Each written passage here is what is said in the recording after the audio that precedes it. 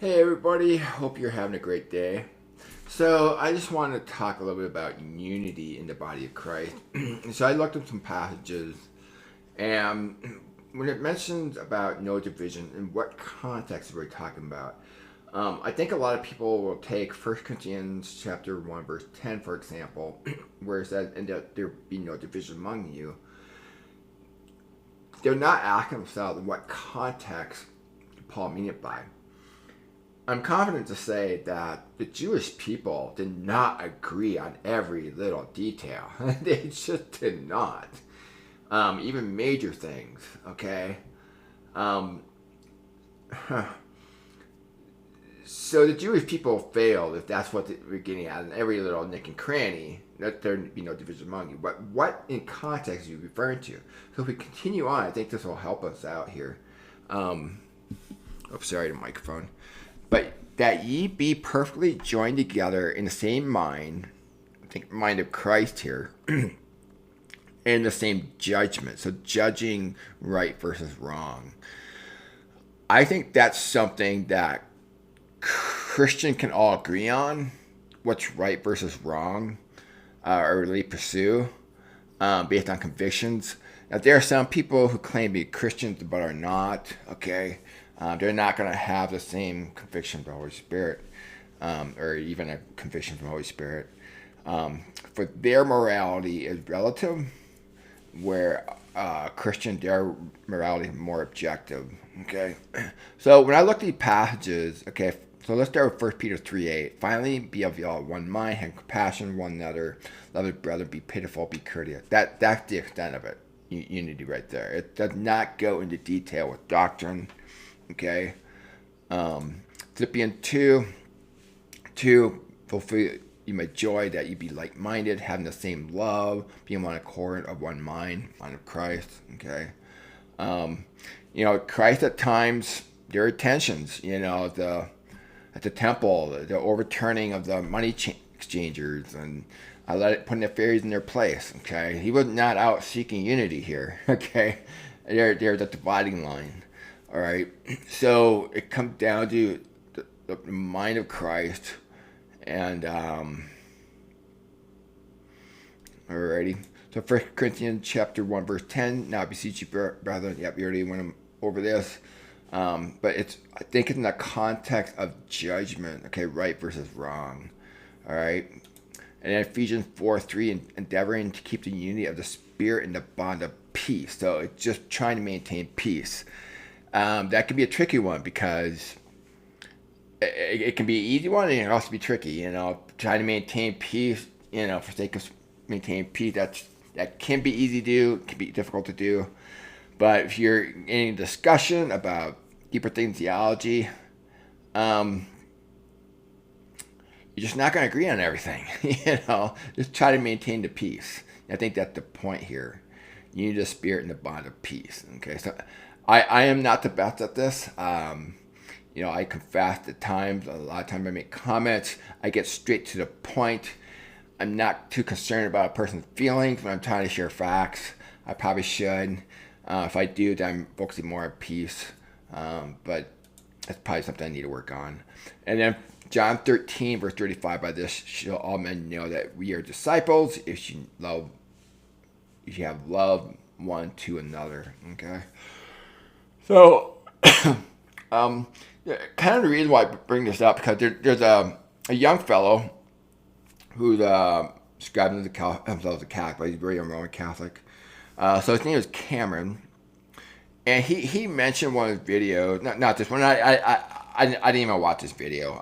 It's probably about somebody who converted, whatever, and became a sanctified believer. I don't know. I've just tried to find a video of his face. So he believed that he mentioned that. Oh, I believe someday that Protestants will go away and Orthodox will go away. Will be one Catholic Church, really Roman Catholic Church in his view. I think because he's trying to focus really heavily on unity, and that's a good intention, good endeavor. But I think if we look at the passage carefully, I don't think it's saying agree on every nick and cranny. All these things are between you and your Lord. I don't have to agree with everything Cameron said. He doesn't have to agree with everything I say. We can still have unity in Christ, in the mind of Christ. We all are going to be in the same judgment, okay? Judge for our actions and even judge how diligent we study God's word, which is the standard that we're judged by, God's word itself. That's Acts chapter 17. Let's go there for a second here. Acts 17, toward the end here. So,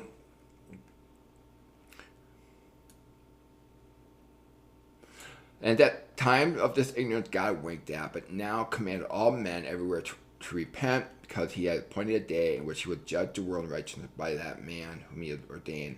This is actually been fulfilled, okay? It's you have to look at things from their perspective. But we're given assurance unto all men, and that he had raised him from the dead. Okay? So, for us, when we die, we go through 1 Corinthians chapter 3, verse 15. It goes through the purging, the fire. Some of our work passes through. Okay? We'll all judge. But there was actually a judgment that took place in the first century. This is actually alluding to. But anyway, the point being that it's by the person who rose from the dead, Christ, Jesus Christ. That's the person who we're all going to be judged by. We're not going to be judged by the church, by the Roman Catholic Church. So we're going to be judged by Christ. That's who we're held accountable to. Alrighty. So anyway, so I think unity, we have to look at each verse in context. What is the author aiming for, in the sense of where it said no division among you? Okay, what is the extent of that? Because if you're going to interpret this at every little nick and cranny, agreeing on everything like some cult, if you will, you're accountable to Christ for your diligent effort to understand God's standards and to live by it. But to go and say, well, we want unity, so I'm going to agree with everything this person over here, magisterium says, regardless, and there we go, there's our unity, Magisterium is not infallible, okay? That's totally based on imagination. So anyway, those are just some of my thoughts, okay? So there's a limited extent of unity, to love one another, try to maintain peace in that sense, and keep in mind we're in the same judgment, So when we look at all these passages, having the same love, one mind of Christ, like Jesus said, he came to bring a sword. So so in what sense? You got believers versus unbelievers, and you got a separation of Jews, wheat versus tares that took place. So there's unity within the body of Christ, alrighty. What separates us from the world, we try to hold to God's standard, what's right versus wrong. And so the world doesn't see it that way. Anyway, that's all I have to say. Just some thoughts on unity. So anyway, and notice I did not mention anything about denominations, just body of Christ, So anyway, I think I'm just going to end it there. So thank you very much for watching, and you have an awesome day.